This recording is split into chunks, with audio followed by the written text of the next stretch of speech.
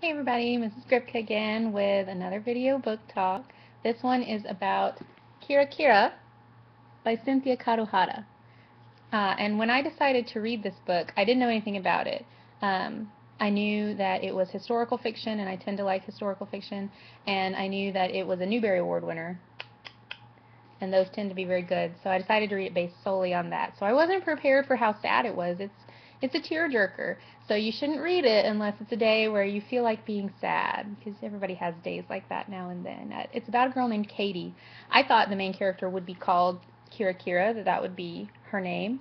But it turns out that Kira Kira is a Japanese word for glittery or shiny. And that makes sense because the main character, Katie, is Japanese American. She lives with her family in the 1950s. And they start out living in Iowa, but eventually they move to Georgia. And her family consists of her mother and father, her older sister Lynn, who is really smart and beautiful and intelligent, and then later they have a little brother named Samson they call Sammy. And they use this Kira Kira word, Lynn teaches it to Katie, to apply to everything that's good in their life, everything that makes them happy, everything that they love. And when they're younger, it's easy to find these Kira Kira things. It gets harder as they get older. They've moved to Georgia. They're experiencing some racism against Japanese Americans in the town that they live. Her parents work at a chicken factory, and their only friends are other Japanese Americans because the white people in the town won't talk to them. But that's okay with Katie because she is perfectly happy playing with her brother and sister. She loves them. She loves her sister Lynn. They're best friends. She loves taking care of her little brother Sammy. But one day when Katie is about 10, I think somewhere in there, and Lynn is I think 13 or 14, Lynn starts to pull away from her. People have always thought of Lynn as the beautiful one and the smart one, and the popular kids at school start to take notice. And this popular girl named Amber decides that she's going to be Lynn's friend.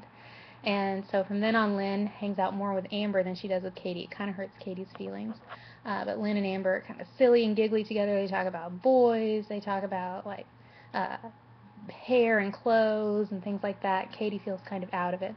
But it ends up being okay because she makes her own friend, a girl named Silly, which is kind of an odd name. I wonder what the story is behind that name. But Silly's a good friend, but there's a little bit of tension there because Silly's mother is pro-union. She thinks that the chicken factory should have a workers' union for workers' rights, whereas Katie's mom is a little bit more against union. She just wants to work and get paid and things like that, not rock the boat.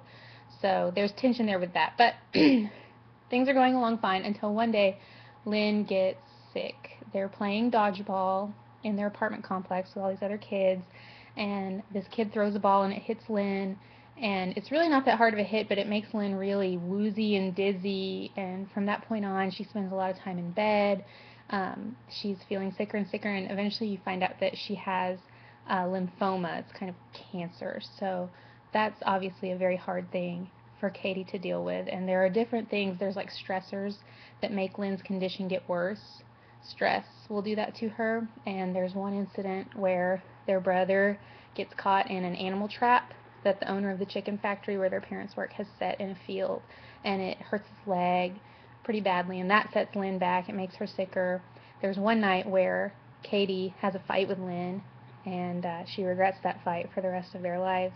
So to find out what happens with Lynn, what happens with Samson, if Katie's ever able to find the Kira Kira glittery, shiny, happy things in her life again, you'll want to read Kira Kira by Cynthia Kadohata with a box of tissues.